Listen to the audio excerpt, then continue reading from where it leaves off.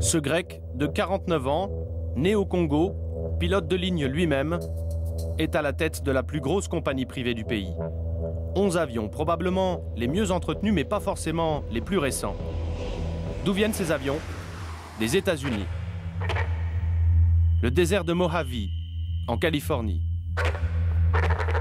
Un immense parking pour des centaines d'appareils.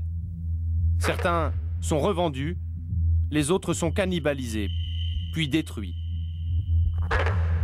Il y a 1 an et demi, lors d'une enquête sur le marché des avions d'occasion, nous avions filmé ces Boeing 727 de Delta Airlines, vieux d'une trentaine d'années.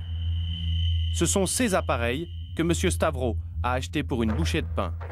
1,5 million de dollars pièce, alors qu'un appareil neuf de même type coûte aujourd'hui 50 millions de dollars.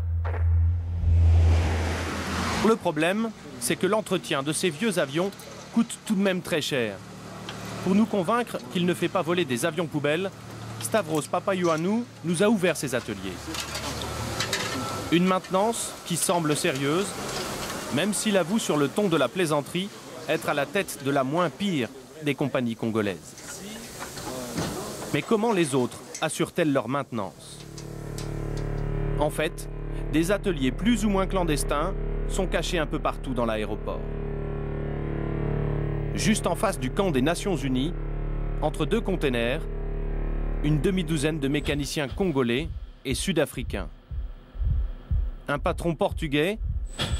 Nous filmons en caméra cachée ce moteur vieux de 40 ans posé sur quelques vieux pneus. Des pièces détachées d'occasion. Le bricolage fait froid dans le dos. Voilà, bonjour. L'entretien, c'est qui? C'est vous qui le faites vous-même? Oui, là on fait la réparation, là. Après on fait les essais moteurs. Et si tout va bien, demain on vole. Vous volez demain? Ouais, demain on vole. Cet avion censé voler le lendemain, le voici, plus loin sur le tarmac. Mais on nous soupçonne d'être en train de filmer. Nous ne sommes pas les bienvenus. Si je t'arrête avec cet appareil, je le prends, ok? Ouais. Dégagez ici. À 30 mètres de là, nous croisons le directeur commercial de cette petite compagnie. Il ne se méfie pas et nous explique comment nous pourrions trouver des pièces de rechange pour ce type d'avion. Coucou comme ça, qui va vous vendre les pièces de rechange. Je peux, si c'est cela qui vous intéresse, vous brancher sur la bonne adresse. C'est qui? Eh bien, allez voir, monsieur. Puis, il a toutes les pièces, c'est Pour les électros? Absolument. Il en a fait cracher, alors il garde toutes ces pièces. Ce n'est pas lui qui en a besoin, lui il en a aussi. C'est des pièces d'occasion. Ah, bien sûr, comme lui. Ah bah oui, oui.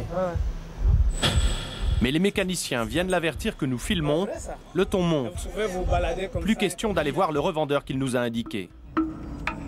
Dans quelles conditions ces avions bricolés volent-ils? Nous quittons Ndjili pour un autre aéroport dans le centre de Kinshasa.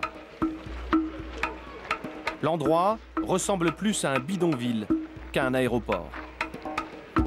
Nous nous présentons pour acheter des billets, mais en demandant à voyager avec un fût de 200 litres de mazout en cabine et non dans la soute. Pas de problème. Oui, oui, oui. C'est 1,5 par kilo, non? 1,5 par kilo. Majoré de 25% du prix payé parce que la DAC va nous soutirer quelque chose sur le transport, le trafic. Moyennant 80 $ supplémentaires, on nous promet que l'aviation civile fermera les yeux sur ce transport hautement dangereux. Si on paye les 25%, on est tranquille. Corruption, maintenance douteuse, la RDC est bien loin des règles de base en matière de sécurité aérienne.